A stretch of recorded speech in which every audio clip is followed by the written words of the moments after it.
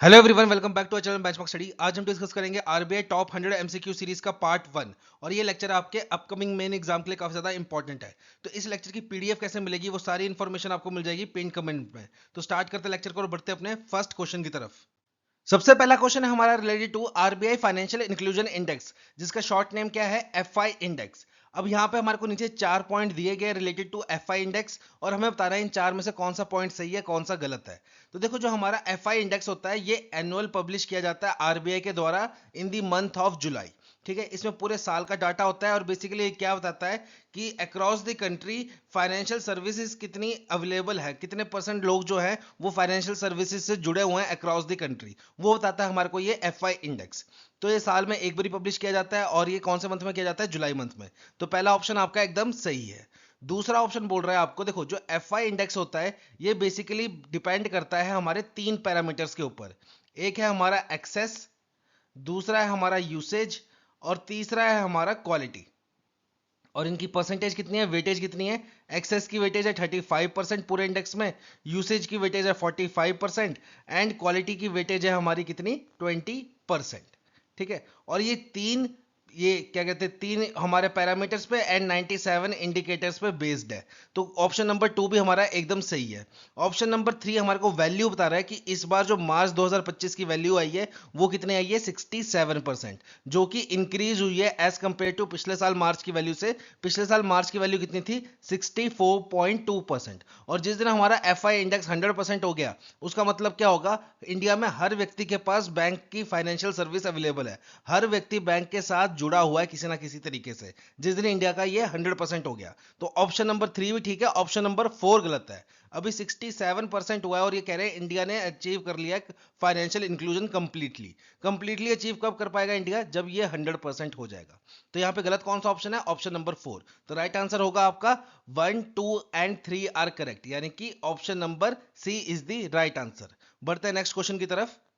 Next question है हमारा based on FPIs, foreign portfolio investors. अब यहां पे आपसे क्वेश्चन पूछा गया है कि एक फॉरेन पोर्टफोलियो इन्वेस्टर है जो कि इन्वेस्ट करना चाहता है किसमें, गवर्नमेंट सिक्योरिटीज में, स्टेट गवर्नमेंट सिक्योरिटीज में, एंड कॉर्पोरेट बॉन्ड्स में।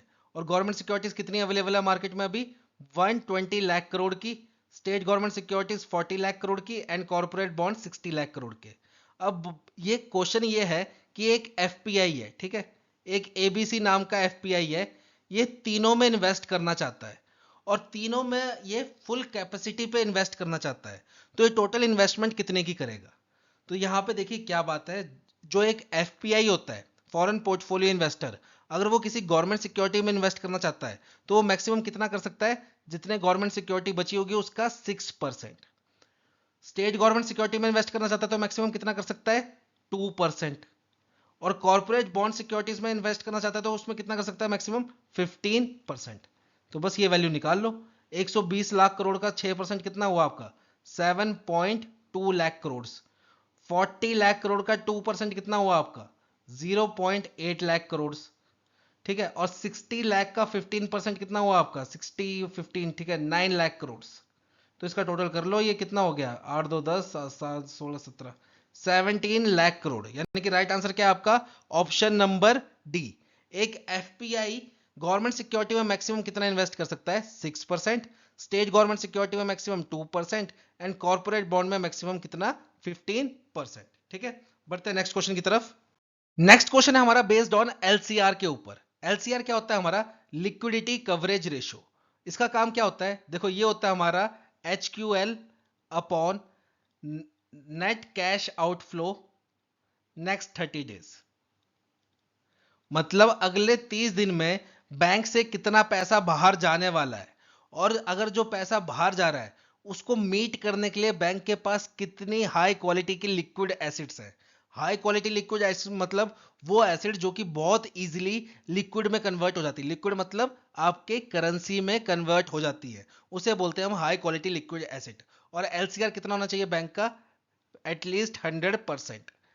कि भाई आपके पास कस्टमर पैसे मांगने आए और आपके पास पैसे ही नहीं है देने को, तो वो क्या होता है, वो ड्रॉबैक होता है। तो इसलिए LCR रेशो 100% होनी चाहिए कि कस्टमर आपके पास पैसा मांगना है, अपना पैसा, तो आपके पास उसको उसका पैसा लौटाने की कैपेबिलिटी होनी चाहिए, आपके पास उतनी लिक्विड एसेट होनी चाहिए कि कस्टमर अगर अपना पैसा निकालने आए तो आप उसको दे सको। तो ये होता है आपका LCR।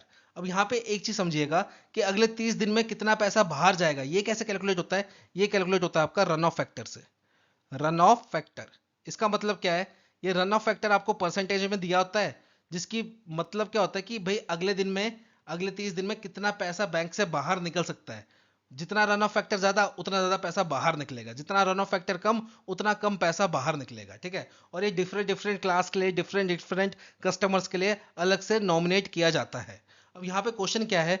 एक बैंक है जिसके पास 2000 करोड़ का स्टेबल रिटेल डिपॉजिट है और उन डिपॉजिटर्स के पास IMB भी है, और एक है आपका 1000 करोड़ का लेस स्टेबल रिटेल डिपॉजिट और उनके पास भी IMB है। IMB क्या है? Internet and mobile banking. तो इस कंसिडर में टोटल रन ऑफ अमाउंट कितना बन जाएगा, ये बताना है हमें। तो देखो यहां पे RBI ने क्या बोला है? RBI ने बोला है अगर आपका कस्टमर जो है वो है स्टेबल कस्टमर, ठीक है, स्टेबल डिपॉजिटर, तो उस पे आप रन ऑफ फैक्टर लगाओगे 5% का। ठीक है, और वो अगर लेस स्टेबल बोल लो या फिर अनस्टेबल बोल लो, दोनों में से कुछ भी बोल लो, ठीक है, लेस स्टेबल है या अनस्टेबल है, तो उस पे आप रन ऑफ फैक्टर लगाओगे 10% का। ठीक है, ये बात होगी स्टेबल डिपॉजिटर की और लेस स्टेबल डिपॉजिटर की। पर अगर उन स्टेबल डिपॉजिटर या लेस स्टेबल डिपॉजिटर के पास IMB भी है, इंटरनेट एंड मोबाइल बैंकिंग भी, तो आप 2.5% एक्स्ट्रा और जोड़ दोगे, 2.5% एक्स्ट्रा और जोड़ दोगे। ठीक है, अगर देखो आपका स्टेबल डिपॉजिटर है तो आप रन ऑफ फैक्टर कंसीडर करोगे 5% का, पर वो स्टेबल डिपॉजिटर है और उसके पास इंटरनेट बैंकिंग भी है, तो आप उस पे रन ऑफ फैक्टर कंसीडर करोगे 7.5% का। वैसे अगर आपका एक कस्टमर है जो कि लेस स्टेबल है या अनस्टेबल कस्टमर है, तो उस पे आप रन ऑफ फैक्टर कंसीडर करोगे 10% का। पर अगर उस कस्टमर के पास INB भी है तो उस पे आप रन ऑफ फैक्टर कंसीडर करोगे 12.5% का। ठीक है, IMB के 2.5% एक्स्ट्रा जुड़ जाएंगे। तो यहां पे देखो अब हम इसका अगर टोटल रन ऑफ अमाउंट निकालें तो वो कितना आएगा हमारा टोटल रन ऑफ अमाउंट? पहला देख लो 2000 करोड़ इंटू स्टेबल है तो 5% प्लस IMB भी है तो 2.5% और जोड़ दो, तो ये कितना हो गया? 7.5%। तो 2000 crore into 7.5% plus 1000 crore into less stable है तो 10% और INB भी है तो प्लस 2 जोड़ दो इसमें, तो ये टोटल कितना हो गया आपका? 12.5%। तो देख लो 2000 इंटू 7.5 ये कितना हुआ आपका? लगभग 150 करोड़। एंड 1000 इंटू 12.5 ये कितना हुआ आपका? 125 करोड़। तो टोटल कितना हो गया आपका? 275 करोड़। तो यहाँ पे राइट आंसर क्या होगा आपका? ऑप्शन नंबर ई। ऑप्शन नंबर ई जो है वो है आपका राइट आंसर। ठीक है, बढ़ते हैं नेक्स्ट क्वेश्चन की तरफ। नेक्स्ट क्वेश्चन अगेन बेस्ड है हमारा on LCR, liquidity coverage ratio के ऊपर। अब RBI ने क्या किया है, नॉर्म्स में कुछ चेंजेस किए थे, LCR रूल्स में कुछ चेंजेस किए थे कि जैसे हमारे नॉन फाइनेंशियल ग्रुप्स जो होते हैं, नॉन फाइनेंशियल ग्रुप्स जिनमें अकाउंट्स आते हैं हमारे ट्रस्ट के, फिर हमारे पार्टनरशिप फर्म्स के, फिर प्रोपराइटरशिप फर्म्स के, इन पे पहले रन ऑफ फैक्टर लगता था 100% का। अब इसको घटा के कितना कर दिया है? 40%। और यहाँ पे RBI ने एक बात और बोली है, अगर कोई ट्रस्ट, कोई प्रोपराइटरशिप फर्म या पार्टनरशिप फर्म जो है हमारी, वो कंसिडर की जाती है as a small business customer, as a small business customer, तो उस पे जो रन ऑफ फैक्टर लगेगा वो कैसा लगेगा? जैसा हमारा रिटेल कस्टमर पे लगता था। रिटेल कस्टमर पे अभी जो हमने डिस्कस किया कि अगर ये स्मॉल बिजनेस कस्टमर जो है, अगर ये स्टेबल कैटेगरी में आ रहा है तो इस पे 5%, और अगर अनस्टेबल कैटेगरी में आ रहा है तो इस पे 10%, और अगर इसके पास INB है तो इस पे प्लस 2.5% एक्स्ट्रा कर दो। पर वो कब? अगर कोई ट्रस्ट स्मॉल बिजनेस कस्टमर के रूप में आइडेंटिफाई की जाती है तब, और अगर नहीं की जाती है तो उस पे 40% का। तो यहाँ पे क्वेश्चन दिया है कि एक बैंक ने 50 करोड़ का लोन दे रखा है किसको? रजिस्टर्ड पार्टनरशिप फर्म को, 30 करोड़ का चैरिटेबल ट्रस्ट को, एंड 20 करोड़ का एक स्मॉल प्रोप्राइटरशिप फर्म को। ठीक है, तो इसका टोटल रन ऑफ अमाउंट कितना होगा?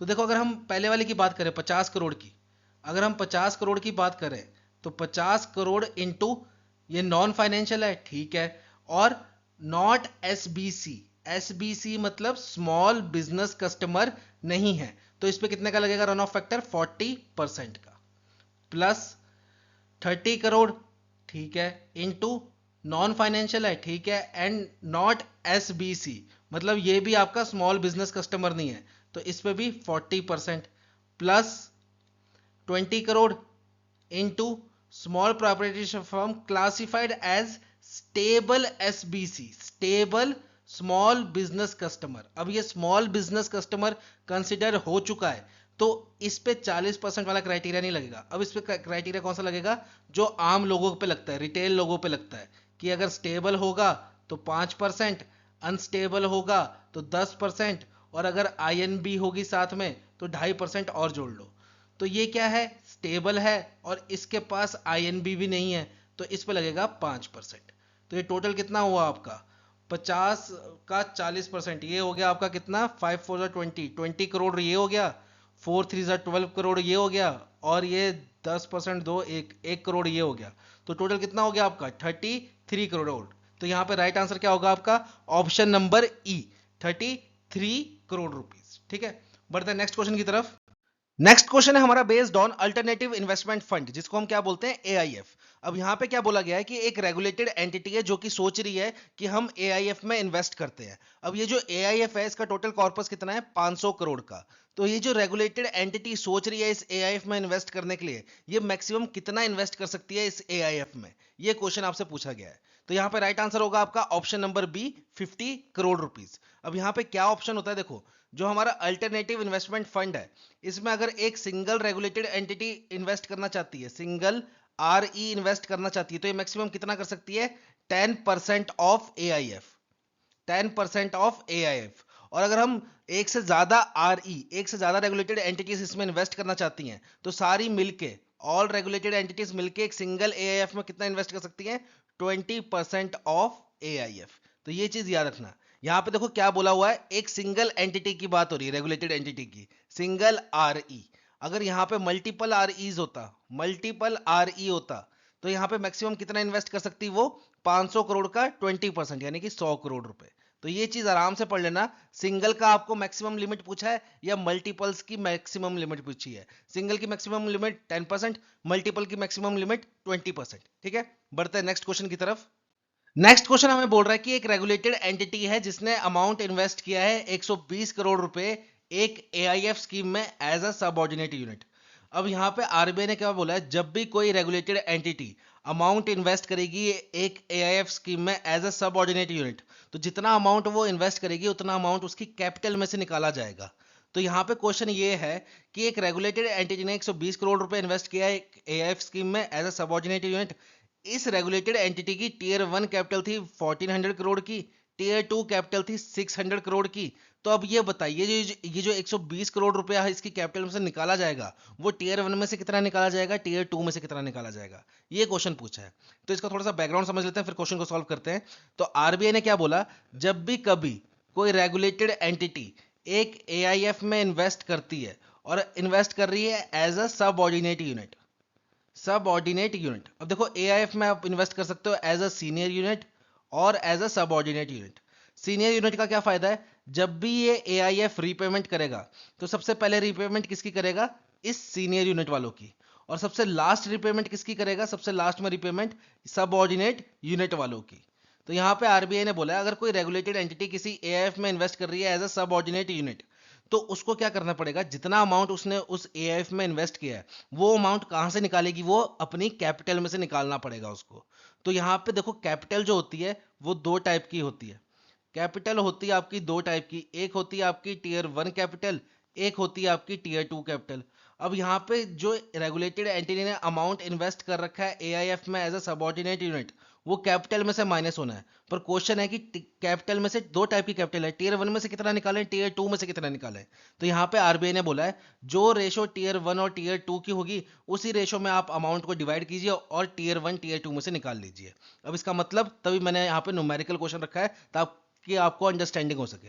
अब यहाँ पे रेगुलेटेड एंटिटी ने एआईएफ में इन्वेस्ट कितना किया as a subordinate unit, 120 crore रुपए, 120 करोड़ रुपए इन्वेस्ट किए एज अ सबऑर्डिनेट यूनिट। अब इस रेगुलेटेड एंटिटी की टीयर 1 कैपिटल कितनी है, 1400 करोड़ एंड टीयर 2 कैपिटल कितनी है 600 करोड़। तो ये रेशो कितनी हुई 7:3 की। अब 120 करोड़ का आप 7:3 में डिवाइड कर दो 120 करोड़ को। अगर मैं 120 करोड़ को 7:3 में डिवाइड करूंगा तो ये कितना आ जाएगा 7 12 84 करोड़ यहाँ पे आ जाएगा एंड 12 3 36 करोड़ यहाँ पे आ जाएगा। तो टीयर 1 कैपिटल में से कितना निकालोगे आप 84 करोड़ रुपीस और टीयर 2 कैपिटल में से कितना निकालोगे आप 36 करोड़ रुपीस। तो यहाँ पे राइट आंसर क्या होगा option number A 84 crore from tier 1 and 36 crore from tier 2। तो ये सब बात समझ गए, जितना आपकी टीयर 1 टीयर 2 का रेशो होगा उसी रेशो को आप अप्लाई कर दोगे जितना आपने अमाउंट इन्वेस्ट किया है, और फिर उस रेशो में कैलकुलेट कर लोगे अमाउंट को जिसमें इन्वेस्ट किया है आपने एआईएफ में, और उसको टीयर 1 टीयर 2 में से आप विड्रॉल कर लोगे, उसमें से माइनस कर लोगे। ठीक है, यहाँ पे टीयर 1 टीयर 2 का रेशो कितना था 7:3। अमाउंट इन्वेस्ट कितना किया था हमने 120 करोड़। तो 120 करोड़ को हमने 7:3 में डिवाइड किया तो कितना आया 84 करोड़ एंड 36 करोड़। तो 84 करोड़ आपका टीयर 1 से निकाल लिया जाएगा एंड 36 करोड़ आपका टीयर 2 से निकाल लिया जाएगा। ठीक है, बढ़ते हैं नेक्स्ट क्वेश्चन की तरफ। नेक्स्ट क्वेश्चन है हमारा कि एक रेगुलेटेड एंटिटी है जिसने कंट्रीब्यूट कर रखा है कितना 6% एक अल्टरनेटिव इन्वेस्टमेंट फंड में, जिसका कॉर्पस है 400 करोड़ रुपए का। अब इस अल्टरनेटिव इन्वेस्टमेंट फंड ने क्या किया, इस 400 करोड़ में से 30 करोड़ रुपए ऐसी कंपनी में डाले जिसने पहले से ही लोन ले रखा था सेम रेगुलेटेड एंटिटी से। तो इस सिनेरियो में इस रेगुलेटेड एंटिटी को कितना प्रोविजन बना के रखना पड़ेगा, ये क्वेश्चन है आपका। तो यहां पे आरबीआई ने क्या बोला है, जब भी कभी कोई रेगुलेटेड एंटिटी, अब रेगुलेटेड एंटिटी क्या होता है, वो सारे इंस्टीट्यूशन जिसको आरबीआई रेगुलेट करता है, जैसे banks, NBFCs, small finance banks, RRBs, AIFI, all India financial institution, ये सब क्या है आपके रेगुलेटेड एंटिटीज। तो यहाँ पे आरबीआई ने क्या बोला है, अगर कोई रेगुलेटेड एंटिटीज 5% से ज्यादा इन्वेस्ट कर रहा है किसी एआईएफ में, और अगर ये एआईएफ आगे एक ऐसी कंपनी में इन्वेस्ट कर रहा है कि जिस कंपनी ने पहले से ही इस रेगुलेटेड एंटिटी से लोन ले रखा है, उसी कंपनी में ये एआईएफ आगे इन्वेस्ट कर रहा है, तो इस सिनेरियो में इस रेगुलेटेड एंटिटी को क्या करना पड़ेगा, प्रोविजन बना के रखना पड़ेगा। अब यहाँ पे क्वेश्चन समझते हैं, रेगुलेटेड एंटिटी का एग्जांपल ले लेता हूँ, समझ लो मैं एसबीआई, इस रेगुलेटेड एंटिटी को मान लेता हूँ मैं एसबीआई। अब यहाँ पे क्या है, एसबीआई ने एक एआईएफ है जिसका कॉर्पस था 400 करोड़ रुपए का, तो इसमें एसबीआई ने 6% की इन्वेस्टमेंट कर दी। ठीक है, 6% की इन्वेस्टमेंट कर दी। अब इस एआईएफ ने क्या किया, इस 400 करोड़ में से 30 करोड़ रुपए एक ऐसी कंपनी में इन्वेस्ट किए जिस कंपनी ने पहले से ही एसबीआई से लोन ले रखा था, पहले से ही एसबीआई से लोन ले रखा था। अब देखो एसबीआई की इन्वेस्टमेंट 5% से ज्यादा है, और आगे जिस फंड में इन्वेस्ट किया है वो फंड वैसी कंपनी को लोन दे रहा है जिसने पहले से ही एसबीआई से लोन ले रखा है। ठीक है, तो उस सिनेरियो में क्या करना पड़ेगा, एसबीआई को प्रोविजन बना के रखना पड़ेगा। अब यहाँ पे प्रोविजन कितना बनाना पड़ेगा, तो ये प्रोपोर्शनेट होता है, जितनी एसबीआई की एआईएफ में इन्वेस्टमेंट होगी उतना ही एसबीआई को जिस जिस कंपनी में इन्वेस्ट किया है उसकी प्रोपोर्शनेट में प्रोविजन बना के रखना पड़ेगा। मतलब एसबीआई ने एआईएफ में कितना इन्वेस्ट किया है, एसबीआई ने एआईएफ में किया है 6%, मतलब 400 करोड़ में से 6% पैसा किसका है, एसबीआई का। अब इस एआईएफ ने क्या किया, आगे कंपनी को इन्वेस्ट कर दिया, आगे कंपनी में इन्वेस्ट किया 30 करोड़ रुपए। तो यहां पे देखो कंपनी में इन्वेस्ट कितने किए हैं 30 करोड़ रुपए, और एसबीआई की टोटल फंड में इन्वेस्टमेंट कितनी है 6% की। तो इसी प्रोपोर्शनेट में एसबीआई को प्रोविजन बनाना पड़ेगा। तो जितना कंपनी में इन्वेस्ट किया है उसका 6% निकाल लो आप, ये कितना हुआ आपका 1.8 करोड़ रुपए। तो यहां पर राइट आंसर क्या होगा आपका ऑप्शन नंबर डी। अब देखो यहां पे समझ लो एआईएफ ने इस कंपनी को 100 करोड़ रुपए दिए होते, 100 करोड़ रुपए इन्वेस्ट किए होते, तो एसबीआई को कितना प्रोविजन बनाना पड़ता, 100 करोड़ का 6% यानी कि 6 करोड़ रुपए। अगर इस फंड ने इस कंपनी में 200 करोड़ रुपए डाले होते, इस कंपनी में 200 करोड़ रुपए डाले होते, तो एसबीआई को कितना प्रोविजन बनाना पड़ता, 200 करोड़ का 6% 12 करोड़ रुपए। ठीक है, तो ये चीज समझना आप, जितना एसबीआई ने फंड में कंट्रीब्यूट किया है, फिर वो फंड आगे उस कंपनी में जितना कंट्रीब्यूट कर रहा है उसका सेम परसेंटेज होगी। मतलब एसबीआई ने इस फंड में 6% की कंट्रीब्यूशन की है, आगे फिर ये फंड जिस कंपनी में इन्वेस्ट करेगा उसका सेम परसेंटेज आप निकालोगे प्रोविजन के लिए। समझ लो यहां पे एक एग्जांपल और लेता हूं, एसबीआई ने एक फंड में डाले हैं समझ लो 10%, मैक्सिमम 10% ही डाल सकता है। अब इस फंड ने क्या किया, आगे एक कंपनी को लोन दिया या फिर उसमें इन्वेस्ट किया, अमाउंट समझ लो 100 करोड़ रुपए। तो एसबीआई कितना प्रोविजन बनाएगा, देखो 10% इस फंड में इन्वेस्ट किया है, तो जितनी इन्वेस्टमेंट इस फंड ने इस कंपनी में किया उसका भी 10% निकाल लो आप, यानी कि 10 करोड़ रुपए। अगर ये फंड इस कंपनी को 200 करोड़ रुपए देता है तो एसबीआई कितने का प्रोविजन बनाएगा, 200 करोड़ का 10% यानी कि 20 करोड़ रुपए। ठीक है, तो ये प्रोपोर्शनेट रहेगा आपका। तो बढ़ते हैं नेक्स्ट क्वेश्चन की तरफ। नेक्स्ट क्वेश्चन है हमारा कि सपोज इंडियन बैंकिंग सिस्टम का टोटल एडवांसेस जो हैं वो 120 लाख करोड़ रुपीस के हैं। तो अगर हम बात करें हमारी फाइनेंशियल स्टेबिलिटी रिपोर्ट की, तो उसके अनुसार इस इंडियन बैंकिंग सिस्टम का जीएनपीए कितना होगा, ग्रॉस एनपीए जिसको बोलते हैं, एंड नेट एनपीए कितना होगा। ठीक है, तो अगर फाइनेंशियल स्टेबिलिटी रिपोर्ट की बात करें तो फाइनेंशियल स्टेबिलिटी रिपोर्ट ने क्या बोला है कि इंडियन बैंक्स का जीएनपीए कितना है हमारा 2.3%, एंड वहीं एनएनपीए कितना है हमारा 0.5%। तो यहां पे देखो इंडियन बैंकिंग सिस्टम का आपको टोटल एडवांसेस कितना दिया है, 120 लाख करोड़ रुपीस, 120 लाख करोड़। तो उसके हिसाब से आप 2.3% निकाल लो, वो होगा आपका क्या, जीएनपीए। एंड इसका 120 लाख करोड़ रुपीस का आप 0.5% निकाल लो, वो होगा आपका एनएनपीए। तो यहां पे राइट आंसर होगा आपका ऑप्शन नंबर ए। ठीक है, अब यहां पे देखो ग्रॉस एनपीए और नेट एनपीए में फर्क क्या होता है। ग्रॉस एनपीए होता है आपका जो आपका टोटल एनपीए हुए हैं लोन्स।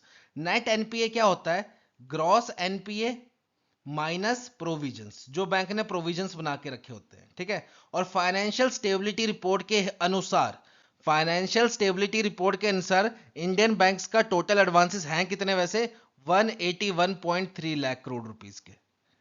ये तो मैंने आपको हाइपोथेटिकल नंबर दिया ताकि न्यूमेरिकल बना सकूं। ठीक है, पर अगर हम फाइनेंशियल स्टेबिलिटी रिपोर्ट के अनुसार जाएं तो इंडियन बैंक्स का टोटल एडवांसेस कितने हैं, 181.3 लाख करोड़ रुपीस, जिसमें से ग्रॉस एनपीए रेशो कितनी है, 2.3%, एंड नेट एनपीए रेशो कितनी है, 0.5%। ठीक है, बढ़ते हैं नेक्स्ट क्वेश्चन की तरफ। नेक्स्ट क्वेश्चन है हमारा कि एज पर RBI direction which of the following institution can not levy pre payment charges on floating rate loans granted for business purpose to individual and MSC. MSC क्या है आपका, micro small enterprises, irrespective of loan amount. अब यहाँ पे RBI ने क्या बोला है, देखो आरबीआई कहता है बैंक लोन देते हैं दो टाइप से, एक देखते हैं आपके फिक्स्ड रेट ऑफ इंटरेस्ट पे और एक देते हैं आपके फ्लोटिंग रेट ऑफ इंटरेस्ट पे। तो आरबीआई कहता है अगर बैंक ने फिक्स्ड रेट ऑफ इंटरेस्ट पे लोन दे रखा है और वो व्यक्ति अपना लोन टाइम से पहले भरता है तो बैंक उस पर पेनल्टी लगा सकता है। पर वहीं अगर किसी व्यक्ति ने बिजनेस के लिए लोन लिया है फ्लोटिंग रेट ऑफ इंटरेस्ट पे, फ्लोटिंग रेट ऑफ इंटरेस्ट पे, और वो टाइम से पहले उस लोन को भरता है, अब लोन का अमाउंट कितना वो मैटर नहीं करता। यहाँ पे आरबीआई बोल रहा है अगर एक व्यक्ति ने किसी इंस्टीट्यूट से, अब वो यही हमें क्वेश्चन में पूछा गया है कि कौन सा इंस्टीट्यूट, आरबीआई ने बोला है अगर कोई व्यक्ति बिजनेस के लिए लोन ले रहा है और वो किसी बड़े इंस्टीट्यूट से ले रहा है तो उस सिनेरियो में हम लोन का अमाउंट नहीं देखेंगे, और वो व्यक्ति अगर टाइम से पहले अपना लोन भरता है तो उस पर हम प्रीपेमेंट पेनल्टी भी नहीं लगाएंगे, उस पर हम पेनल्टी भी चार्ज नहीं करेंगे कि आप टाइम से पहले लोन क्यों भर रहे हो। ठीक है, पर कंडीशन क्या है, उसने लोन ले रखा होना चाहिए फ्लोटिंग के लिए और एक बड़े इंस्टीट्यूशन से ले रखा होना चाहिए। तो यहाँ पे हमसे यही पूछा गया है इसमें से कौन सा इंस्टीट्यूशन ऐसा है जिससे अगर व्यक्ति वो लोन ले फ्लोटिंग रेट पे और उसको टाइम से पहले भर दे, इररिस्पेक्टिव ऑफ अमाउंट, चाहे 50 लाख का ले 1 करोड़ का ले और उसको टाइम से पहले भर दे, तो उस पर प्रीपेमेंट चार्जेस नहीं लगेंगे। तो यहाँ पे राइट आंसर क्या है आपका, option number D, NBFC upper layer. अब देखो अगर एक व्यक्ति एनबीएफसी अपर लेयर से ले रहा है लोन, या फिर टीयर 4 यूसीबी से ले रहा है लोन, या फिर आपका कमर्शियल बैंक्स हो गए जैसे कि SBI, PNB, UCO, bank of Baroda, ये बड़े बड़े बैंक्स हो गए, या फिर आपका एआईएफआई इंस्टीट्यूशंस हो गए, ऑल इंडिया फाइनेंशियल इंस्टीट्यूशंस, इनसे अगर लोन लेता है बिजनेस के लिए तो, और वो लोन लिया है उसने फ्लोटिंग पे, तो हम कोई भी अमाउंट कंसिडर नहीं करेंगे कि उसने कितने का लोन रखा है, कि जितने मर्जी का लोन ले रखा होगा वो टाइम से अगर पहले भरेगा तो उस पर कोई प्रीपेमेंट चार्जेस नहीं लगेंगे। और अगर इनके अलावा किसी और जगह से लोन ले रखा है जैसे कि यूसीबी टीयर 3 से ले रखा है, टीयर 3 यूसीबी से ले रखा है, या मिडल लेयर एनबीएफसी से ले रखा है, तो उस सिनेरियो में हम अमाउंट कंसिडर करेंगे। वो क्या चीज है वो अगले क्वेश्चन में आपको समझ आ जाएगी। तो बढ़ते हैं नेक्स्ट क्वेश्चन की तरफ। नेक्स्ट क्वेश्चन है हमारा कि मिस्टर शर्मा हैं जिन्होंने एक एमएससी लोन ले रखा है 60 लाख का ऑन फ्लोटिंग रेट, और किससे लिया है, स्मॉल फाइनेंस बैंक से। अब ये टाइम से पहले अपना लोन जो है वो रीपे कर रहे हैं, तो क्या स्मॉल फाइनेंस बैंक इससे पेनल्टी चार्ज कर सकता है। तो यहां पर राइट आंसर होगा आपका ऑप्शन नंबर ए, यस, स्मॉल फाइनेंस बैंक इनसे पेनल्टी चार्ज कर सकता है। यही चीज हमने पिछली स्लाइड में डिस्कस की थी। अगर मिस्टर शर्मा लोन लेते किसी कॉर्पोरेट कमर्शियल बैंक से, जैसे एसबीआई, यूको, आईसीआईसीआई, एचडीएफसी, इन सब से लोन लेते हैं। या फिर लोन लेते हैं किसी टीयर 4 यूसीबी से, या फिर लोन लेते हैं किसी एनबीएफसी से जो कि अपर लेयर में आती है, या फिर लोन लेते हैं एआईएफआई से। और ये लोन लेते हैं अगर फ्लोटिंग रेट पे, जैसे कि इन्होंने ले रखा है फ्लोटिंग रेट पे लोन। फिर इनका अमाउंट हम चेक ही नहीं करते, इन्होंने 60 लाख, 80 लाख, 1 करोड़ जितने का भी लोन ले रखा होता, इसको अगर ये टाइम से पहले भरते तो इन पे कोई चार्जेस नहीं लगते, कोई पेनल्टी नहीं लगती, अगर ये इस केस से, इस सेट से लोन लेते। पर इन्होंने लोन किससे लिया? एक स्मॉल फाइनेंस बैंक से। स्मॉल फाइनेंस बैंक हो गया, रीजनल रूरल बैंक हो गया आपका, फिर आपका टीयर 3 यूसीबीज हो गए, फिर आपका एनबीएफसी मिडिल लेयर हो गया, एनबीएफसी मिडिल लेयर, फिर आपका कोऑपरेटिव बैंक्स हो गए। अगर कोई व्यक्ति इस सेट से लोन ले रहा है, बेशक उसने फ्लोटिंग पे लोन ले रखा है, मैक्सिमम लोन कितने का अलाउड है उसको? 50 लाख का। मतलब लोन तो वो ज्यादा का भी ले सकता है, पर 50 लाख तक का लोन अगर वो टाइम से पहले रीपे करता है तो उस पर कोई पेनल्टी नहीं लगेगी। पर अगर उसने लोन 50 लाख से ऊपर ले रखा है, तो बेशक उसने फ्लोटिंग पे लोन ले रखा हो, पर वो टाइम से पहले भरेगा तो उस पर पेनल्टी लगेगी, अगर वो इस इंस्टीट्यूशन से लोन लेता है। और वहीं अगर वो इस इंस्टीट्यूशन से लोन लेता है तो उसका अमाउंट चेक नहीं करेंगे हम, जितने मर्जी का लोन हो, बस लोन फ्लोटिंग पे होना चाहिए, उसको टाइम से पहले भरेगा तो उस पर कोई चार्जेस नहीं लगेंगे। पर अगर वो इस सेट से लोन लेगा तो हमें दो चीजें चेक करनी है, एक तो फ्लोटिंग पर लोन होना चाहिए, दूसरा उसका अमाउंट 50 लाख या उससे अंदर का होना चाहिए। 50 लाख से ज्यादा होगा तो ये इंस्टीट्यूशन उस पर प्री पेमेंट पेनल्टी चार्ज कर सकते हैं। तो यहाँ पे राइट आंसर क्या है आपका? ऑप्शन नंबर ए। ठीक है, बढ़ते हैं नेक्स्ट क्वेश्चन की तरफ। नेक्स्ट क्वेश्चन है हमारा कि एज पर आरबीआई गाइडलाइंस, जो हमारा एटीओ है, एटीओ क्या होता है? हमारा Aadhaar enabled payment system touch point operator, basically जिसको आप लोक मित्र केंद्र कहते हो, जहां पे आप अंगूठा लगा के अपने बैंक अकाउंट से पैसे निकाल सकते हो, तो वो होते हैं हमारे लोक मित्र केंद्र वगैरह, जिसको हम क्या बोलते हैं? AEPS, Aadhaar enabled payment system touch point operators. अगर कोई एटीओ कुछ लिमिटेड टाइम के लिए इनएक्टिव रहता है तो उसकी दोबारा से केवाईसी करवानी पड़ेगी उस टच पॉइंट ऑपरेटर की। तो यहां पे आपसे क्वेश्चन में यह पूछा गया है कितने महीने के लिए अगर वो इनएक्टिव रहेगा तब जाके उसको अपनी रीकेवाईसी करवानी पड़ेगी। तो यहां पे राइट आंसर है आपका ऑप्शन नंबर सी, 3 मंथ्स। इसका मतलब अगर कोई एटीओ ऑपरेटर, जिसको हम लोक मित्र केंद्र भी बोलते हैं, अगर वो चलाने वाला जो ऑपरेटर है, ठीक है, जो उस दुकान को चला रहा है, उस सेंटर को चला रहा है, अगर वो 3 महीने तक कोई फाइनेंशियल ट्रांजेक्शन नहीं करता है, 3 महीने तक कोई फाइनेंशियल ट्रांजेक्शन नहीं करता, चाहे उसको समझ लो बाहर जाना पड़ गया या उसके घर में किसी की डेथ हो गई, कुछ भी कोई भी रीजन हो, उसने 3 महीने तक अपने एटीओ सेंटर से कोई फाइनेंशियल ट्रांजेक्शन नहीं करवाई किसी कस्टमर्स की, तब उसको क्या करना पड़ेगा? दोबारा से फाइनेंशियल ट्रांजैक्शन वाला ऑपरेशन स्टार्ट करने के लिए दोबारा से अपने टच पॉइंट सेंटर की पूरी रीकेवाईसी करवानी पड़ेगी, अपनी और टच पॉइंट सेंटर के पूरे डॉक्यूमेंट्स दोबारा से सबमिट करवाने पड़ेंगे अपने बैंक के पास, फिर जाके वो फाइनेंशियल सर्विस दोबारा से स्टार्ट कर पाएगा। तो यहाँ पे कितने महीने का टाइम है उसके पास? अगर वो देखो 2 महीने 10 दिन तक इनएक्टिव रहा तब उसको कोई दिक्कत नहीं है, वो 2 महीने 11वें दिन जाके दोबारा से फाइनेंशियल ट्रांजेक्शन स्टार्ट कर सकता है अपने एटीओ सेंटर में। पर अगर उसको 3 महीने हो गए इनएक्टिव रहे तो उसको दोबारा से रीकेवाईसी करवानी पड़ेगी। ठीक है, बढ़ते नेक्स्ट क्वेश्चन की तरफ। नेक्स्ट क्वेश्चन है हमारा कि आरबीआई ने रिसेंटली अनाउंस किया है इसके फ्लोटिंग रेट सेविंग बॉन्ड्स का इंटरेस्ट रेट, और वो कितना अनाउंस किया है? 8.05% for July to December tenure के लिए। अब यहां पे ये पूछा गया है अगर फ्लोटिंग रेट सेविंग बॉन्ड का इंटरेस्ट रेट 8.05 है तो एनएससी, नेशनल सेविंग सर्टिफिकेट का इंटरेस्ट रेट कितना है? ये क्वेश्चन आपसे पूछा गया है। तो यहां पे सिंपल सा आरबीआई क्या बोलता है कि जो भी इसका एफआरएसबी होगा, फ्लोटिंग रेट सेविंग बॉन्ड, उस पे इंटरेस्ट रेट लगेगा कितना? 0.35% प्लस एनएससी का जो रेट होगा, नेशनल सेविंग सर्टिफिकेट का जो रेट होगा, उस पे 0.35% एक्स्ट्रा लगेगा, वो होगा आपका एफआरएसबी का रेट। तो एफआरएसबी का रेट कितना है? 8.05%। ये कितना है? 0.35%। तो यहां से आप एनएससी का रेट ऑफ इंटरेस्ट निकाल लो। एनएससी का रेट ऑफ इंटरेस्ट कितना है आपका? 7.70%। ठीक है, तो एनएससी का जितना भी रेट ऑफ इंटरेस्ट होता है उस पे 0.35% एक्स्ट्रा मिलता है आपको फ्लोटिंग रेट सेविंग बॉन्ड्स पे, और इस पे जो होता है आप जितनी भी इन्वेस्टमेंट करोगे उसका आपको इंटरेस्ट मिलता है हाफ ईयरली, मतलब साल में 2 बारी आपको इंटरेस्ट मिलता है आपकी इन्वेस्टमेंट पे। एक मिलता है आपको 1 जनवरी में और एक मिलता है आपको 1 जुलाई में। ठीक है, तो यहां पे राइट आंसर क्या होगा आपका? Option number C, 7.70%। ठीक है, बढ़ते हैं नेक्स्ट क्वेश्चन की तरफ। नेक्स्ट क्वेश्चन है हमारा based on risk weighted assets. अब देखो ये जो मैंने सारे क्वेश्चन बनाए ना, ये हमने सब कुछ डिस्कस कर रखा है आरबीआई सर्कुलर्स में।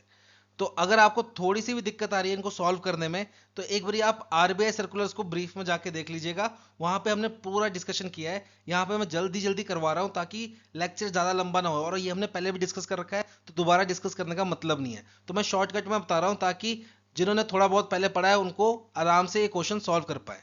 तो यहाँ पे क्वेश्चन क्या है कि हमें निकालना है रिस्क वेट एसेट किसका, एक बैंक का। कौन सा बैंक, जिसने दो टाइप के लोन दे रखे हैं। एक 200 करोड़ का लोन दे रखा है टू माइक्रो फाइनेंस इंस्टीट्यूशन, जो कि आगे क्या प्रोवाइड करते हैं, माइक्रो फाइनेंस लोन। जो institution micro finance loan provide करते हैं उनको हम क्या बोलते हैं, माइक्रो फाइनेंस इंस्टीट्यूशन। ठीक है, और इस बैंक ने दूसरा लोन दे रखा है कितने का, 150 करोड़ का, 150 करोड़ का, for personal consumption loan. Personal consumption loan में क्या आ जाता है आपका, जैसे पर्सनल लोन आ गया आपका, ये हो गया। फिर आपका क्रेडिट कार्ड का लोन हो गया, क्रेडिट कार्ड से जो आप शॉपिंग करते हो वो भी एक तरीके का लोन ही होता है। ठीक है, तो वो भी किस में आता है, आपका कंजप्शन लोन में। ये बेसिकली क्या होते हैं, आपके नॉन कोलेटरलाइज्ड लोन होते हैं। इसमें आपको कोई चीज गिरवी नहीं रखनी पड़ती और आपको लोन मिल जाता है, इसलिए इसको क्या बोला जाता है, आपका नॉन कोलेटरलाइज्ड लोन। और ये जब बैंक अगर पर्सनल कंजप्शन के लिए लोन दे रहा है या किसी माइक्रो फाइनेंस इंस्टीट्यूशन के लिए लोन दे रहा है, तो हमेशा उसमें एक ना एक रिस्क रहता है। तो हमें बस वही कैलकुलेट करना है। यहाँ पे क्या कैलकुलेट करना है, रिस्क वेटेड एसेट, जिसका फॉर्मूला क्या होता है, रिस्क वेट इनटू एसेट।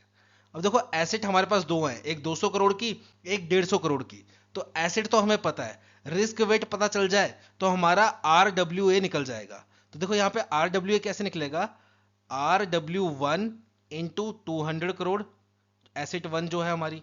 फिर R W two into asset two, asset two कितनी है, 150 करोड़। बस अब हमारी समस्या क्या बची है, आर डब्ल्यू वन की वैल्यू, आर डब्ल्यू टू की वैल्यू। अब ये आरबीआई ने रिसेंटली अनाउंस किया था, इसमें थोड़े से चेंजेस लाए थे।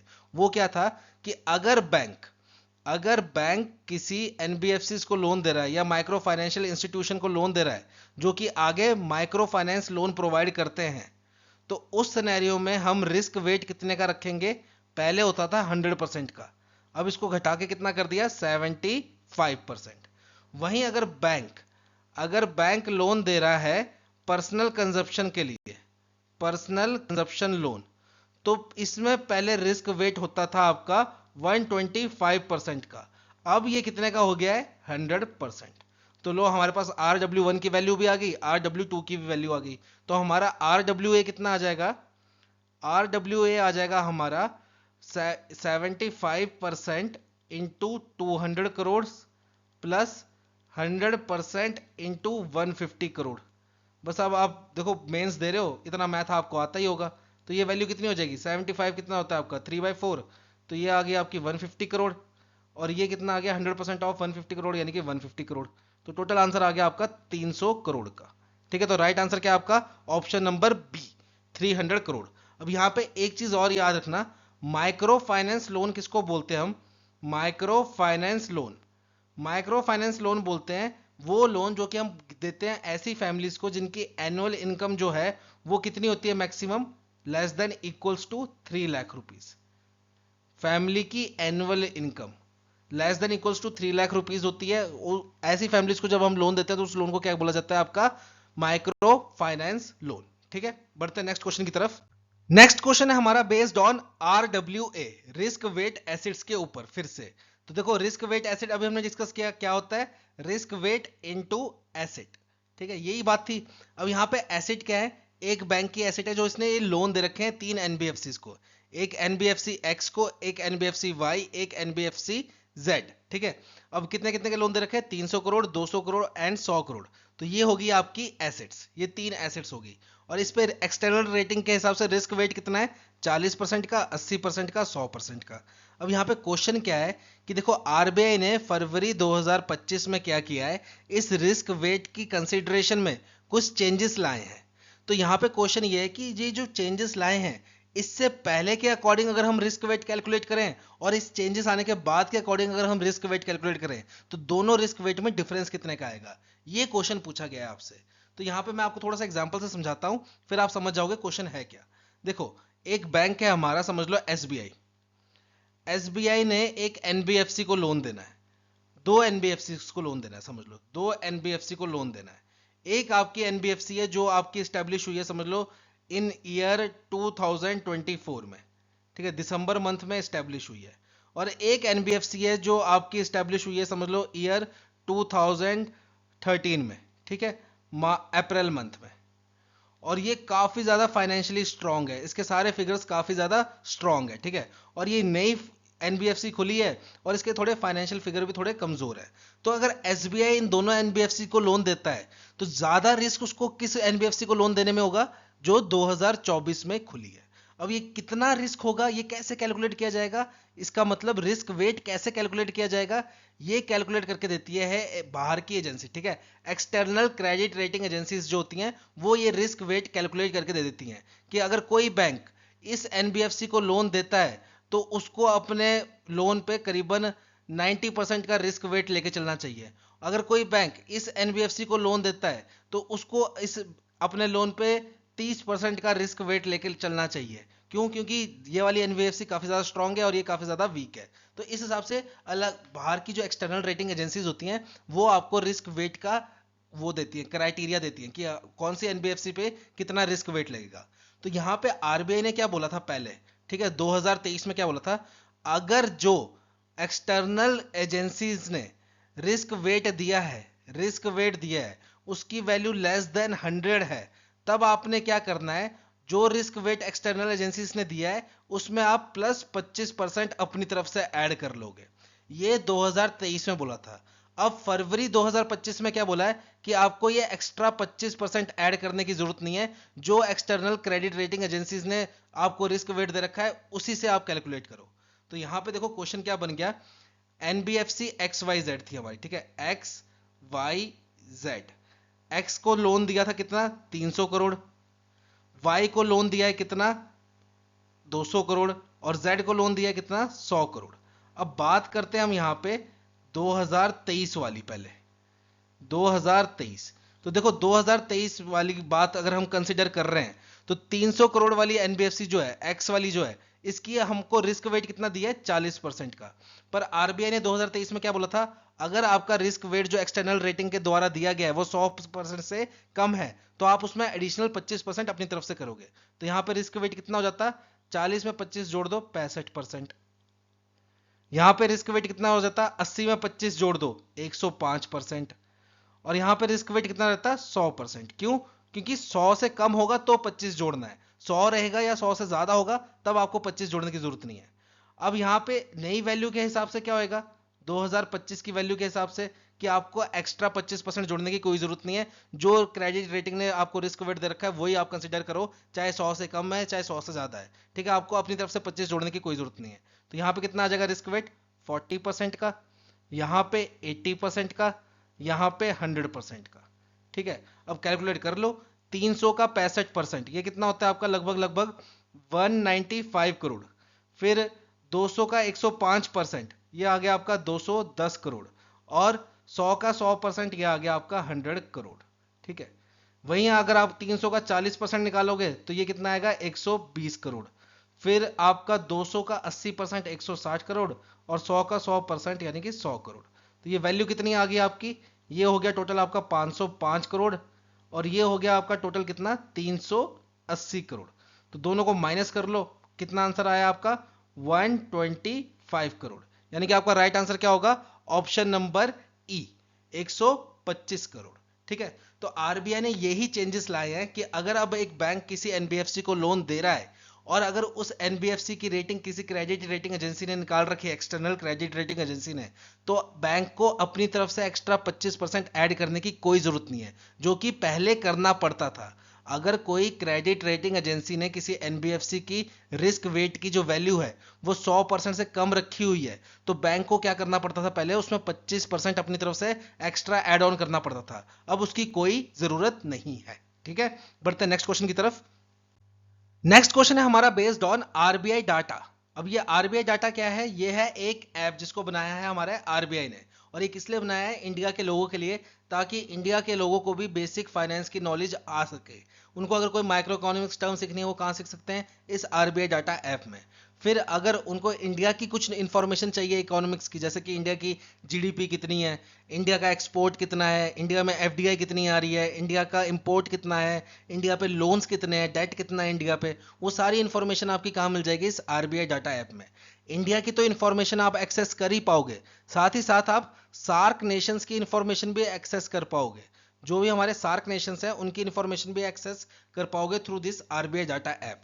तो यहाँ पे आपका एक स्टैटिक का क्वेश्चन बन सकता है कि सार्क में टोटल कितने नेशंस हैं, दूसरा सार्क का हेडक्वार्टर कहाँ है। तो ये दोनों बातें आपने हमें कमेंट सेक्शन में लिख के बतानी है, ठीक है। नेक्स्ट इसमें और क्या फीचर अवेलेबल है कि जो भी आरबीआई अपनी रिपोर्ट पब्लिश करती है वो सारी रिपोर्ट्स आपको कहाँ मिल जाएंगी? इस आरबीआई डाटा ऐप में। फिर सपोज आप एक एग्जामिनेशन देने गए किसी दूसरी सिटी में, या आप कोई बिजनेस काम से गए दूसरी सिटी में, वहां पे आपको एटीएम ढूंढना है, तो वो आप कैसे ढूंढ सकते हो? इस आरबीआई डाटा ऐप से। आपने कुछ नहीं करना है, इस आरबीआई डाटा ऐप को ऑन करना है, वहां पे इसमें लोकेशन ऑन करनी है, फिर वो आपकी लोकेशन कैप्चर कर लेगा और आपकी लोकेशन के 20 किलोमीटर के रेडियस में कौन कौन से एटीएम अवेलेबल हैं, कौन कौन से बैंक्स अवेलेबल हैं, वो सारी इंफॉर्मेशन दे देगा। तो यहाँ पे आरबीआई डाटा ये सारे पॉइंट्स करता है except point number 3।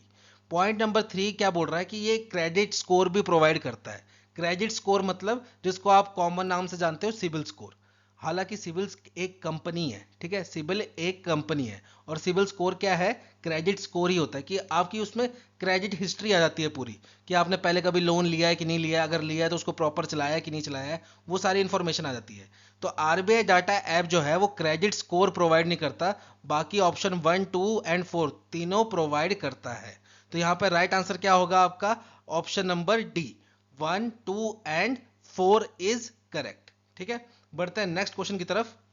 Next question में हमें बोल रहा है कि एक बैंक है जिसका आरडब्ल्यूए है टोटल कितना? 15,000 करोड़ का। अब इस बैंक ने क्या किया? एक बिल्डिंग को लीज पे लिया, ठीक है, एक बिल्डिंग को लीज पे लिया फॉर ऑफिस पर्पस। उस बिल्डिंग का एसेट साइज था टोटल 200 करोड़ का।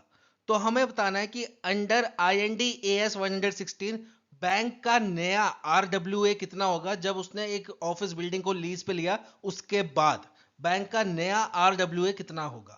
तो सबसे पहले हम बात करते हैं IND AS 116 की। ये क्या है? हमारा इंडियन अकाउंटिंग स्टैंडर्ड 116। और ये क्या बोलता है? जब भी कोई बैंक किसी बिल्डिंग को लीज पे लेगा, जब भी कोई बैंक किसी बिल्डिंग को लीज पे लेगा, चाहे फिर वो उसको ऑफिस पर्पस के लिए ले या ट्रेनिंग सेंटर के पर्पस के लिए ले, जो भी मर्जी पर्पस के लिए ले, जब भी बैंक किसी बिल्डिंग को लीज पे लेगा तो बैंक को उस बिल्डिंग को शो करना पड़ेगा अपनी बैलेंस शीट में। बैलेंस शीट में। अब बैलेंस शीट में कैसे शो करेगा? बैलेंस शीट के देखो दो पार्ट है, एक है आपका एसेट, एक है आपका लायबिलिटी। तो जो बिल्डिंग की कीमत होगी, ठीक है, जो बिल्डिंग की वैल्यू होगी वो आएगा आपका एसेट साइड में। जो बिल्डिंग की वैल्यू होगी वो आएगी आपकी एसेट साइड में। और जो बिल्डिंग को आपने लीज पे लिया है उसके लिए आप जो रेंट पे कर रहे हो, तो रेंट आएगा आपका लायबिलिटी साइड में, ठीक है। ये है आपका इंडियन अकाउंटिंग स्टैंडर्ड 116। अब यहां पे देखो एक चीज समझना, जब आपने बिल्डिंग की वैल्यू को एसेट साइड में डाल दिया, मतलब वो आपके लिए एक तरीके का एसेट है, तो हमें एक चीज क्लियर कट पता है, जब भी हमारी कोई एसेट होएगी, तो जब जब हमारे पास कोई एसेट आएगी तब तब उस पर क्या लगेगा? रिस्क वेट भी लगेगा। तभी तो हमारा RWA निकलेगा, रिस्क वेटेड एसेट। तो जब भी हमारे पास कोई एसेट आएगी तो उस पर लगेगा रिस्क वेट। तो जब हमने बिल्डिंग लीज पे ली और उसको हमने डाला अपनी एसेट साइज पे, तो उस पर क्या लगेगा? रिस्क भी लगेगा। तो जो बिल्डिंग हम लीज पे लेते हैं उस पर रिस्क वेट कितना होता है? 100% का। ये चीज याद रखना, उस पर रिस्क वेट होता है 100% का। तो यहां पे देखो हम, मेरा न्यू RWA कितना आएगा? पुराना RWA प्लस जो बिल्डिंग का RWA है, जो बिल्डिंग का RWA है। तो पुराना RWA कितना है? 15,000 करोड़ प्लस बिल्डिंग का RWA कितना आएगा? बिल्डिंग की वैल्यू 200 करोड़, और इस पे रिस्क वेट कितने का लगेगा? 100% का, यानी कि 200 करोड़। तो ये कितनी वैल्यू आ गई मेरी? 15,200 करोड़ रुपए। ये आ गया मेरा न्यू RWA, यानी कि option number D is the correct answer, ठीक है। बढ़ते हैं नेक्स्ट क्वेश्चन की तरफ। नेक्स्ट क्वेश्चन है हमारा related to digital payment index, जिसको कौन पब्लिश करता है? आरबीआई, और ये साल में 2 बार पब्लिश की जाती है। तो नीचे दिए गए पॉइंट्स में से हमें बताना है कौन सा पॉइंट सही है, कौन सा गलत है। तो देखो, जो आरबीआई का डिजिटल पेमेंट इंडेक्स होता है, साल में 2 बार पब्लिश किया जाता है। एक किया जाता है आपकी मार्च की वैल्यू के लिए, एक किया जाता है आपकी सितंबर की वैल्यू के लिए। तो इस बारी की जो मार्च की वैल्यू आई है वो कितनी आई है? 493.22। ये मार्च 2025 की वैल्यू है। और सितंबर की बात करें तो सितंबर की कितनी थी? 465.33। ये थी आपकी सितंबर 2024 की। और मार्च की वैल्यू अगर हम पिछले साल की मार्च की वैल्यू से कंपेयर करें तो इसमें इंक्रीज आया था लगभग कितना? 10.7% का। पिछले साल मार्च की वैल्यू थी आपकी लगभग लगभग 445.50। तो यहाँ पे डिजिटल पेमेंट इंडेक्स बेसिकली क्या बताता है आपको कि इंडिया में डिजिटल पैरामीटर्स जो है वो इंक्रीज कर रहे हैं कि डिक्रीज कर रहे हैं। अगर ये वैल्यू आपकी लगातार इंक्रीज कर रही है तो मतलब डिजिटल पेमेंट्स जो है वो इंडिया में इंक्रीज करती जा रही है। बेसिक सा मतलब ये है। तो डिजिटल पेमेंट इंडेक्स आपका लॉन्च कब हुआ था? आपका लॉन्च हुआ था ईयर 2021 में। और इसको बेस ईयर क्या माना गया था? बेस ईयर माना गया था 2018 का। और 2018 वाली वैल्यू मानी गई थी 100। अब मतलब 2018 में जितनी भी डिजिटल पेमेंट हुई थी उनको हमने बेस ईयर माना और उसकी वैल्यू रख दी हमने 100। अब 2019 में जितनी वैल्यू उससे इंक्रीज हुई उतना यहाँ से पैरामीटर हमारा इंक्रीज होता रहा। और आज ये पैरामीटर बढ़ के कहाँ पहुंच गया? 493.22 पे। ठीक है। अब ये जो डिजिटल पैरामीटर्स होते हैं, डिजिटल पेमेंट इंडेक्स के पैरामीटर्स होते हैं, ये टोटल 5 पैरामीटर्स होते हैं। कौन कौन से? आपके पेमेंट इनेबलर्स, और उसकी वेटेज कितनी है? 25% की। फिर डिमांड साइड इंफ्रास्ट्रक्चर जिसकी पेमेंट है 10% की। फिर सप्लाई साइड इंफ्रास्ट्रक्चर जिसकी पेमेंट है वेटेज है 15% की। फिर पेमेंट परफॉर्मेंस जिसकी वेटेज है 45% की। एंड लास्ट है आपका कंज्यूमर सेंट्रिसिटी जिसकी वेटेज है आपकी 5% की। तो यहाँ पे आपका ऑप्शन ए भी सही है, ऑप्शन बी भी सही है, ऑप्शन सी भी सही है। गलत कौन सा? आपका ऑप्शन नंबर डी। इसमें क्या बोल रहा है? Payment enablers carry highest weightage, बल्कि हाईएस्ट वेटेज है किसकी? पेमेंट परफॉर्मेंस की। ठीक है। तो ये यहां पे राइट आंसर क्या होगा आपका? 1, 2 एंड 3 आर करेक्ट, यानी कि option number C. Option number C is the right answer. ठीक है। तो ये था आज के लिए। बहुत जल्द मिलेंगे आपको नई वीडियो के साथ। Till then have a nice day.